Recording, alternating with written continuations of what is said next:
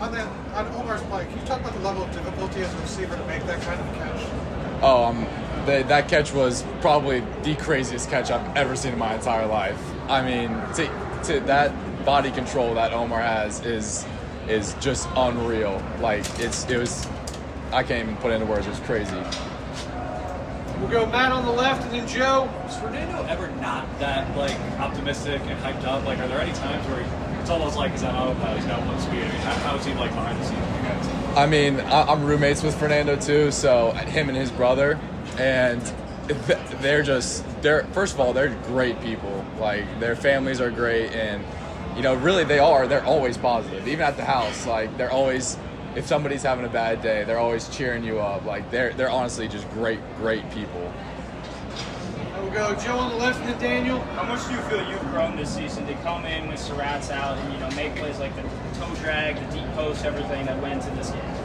I think I've grown a lot. It helps having probably the best wide receiver coach in the country, in Coach Shanahan, and especially last year learning from Elijah and Coop and Miles Price on the Vikings and all those guys from last year, and learning from these guys this year, it's been so helpful in my personal growth. All right, we'll go Daniel and then Zach B. I want to say Sig had mentioned that just late there, the odds, it was probably the lowest odds win that he's ever had. What is it about you guys that just keep fighting, you keep punching, and when you could lose faith, you just don't?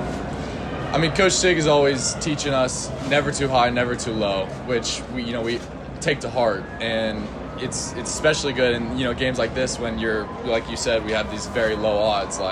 We have very strong confidence in our defense to go out and make a stop, and put us in the right position to make those last drive plays. Zach B and then Sammy.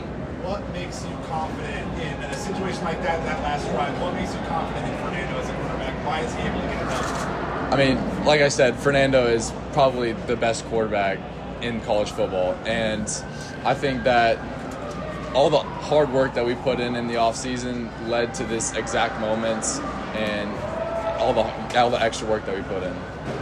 Go Sammy, the last one to Thomas.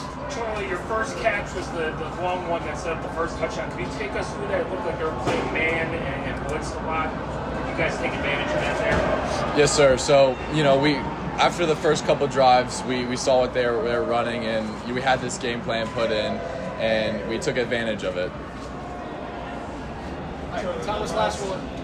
Your catch before the Omar catch, what did you see on that play that helped you step up in that big moment? I mean, huge shout out to the O-line and the quarterback for being able to keep protection and give the quarterback enough time to, have trust in me and have faith in me to go up and make those 50-50 catches. Real last one to Seth. Just how much do you relish stepping up in some clutch moments like you did today? Some of the third down sideline catches. Obviously, it was a big spot to step up with Surratt out, but just some of those, individual moments within the game, crunch time. How much do you relish moments like that? Well, all the glory goes to God, first of all, and without Him, I would be nothing. And I think that in those moments, again, it's the O-line and it's the quarterbacks who have the ability to put us in those situations, to have faith in us to make those plays.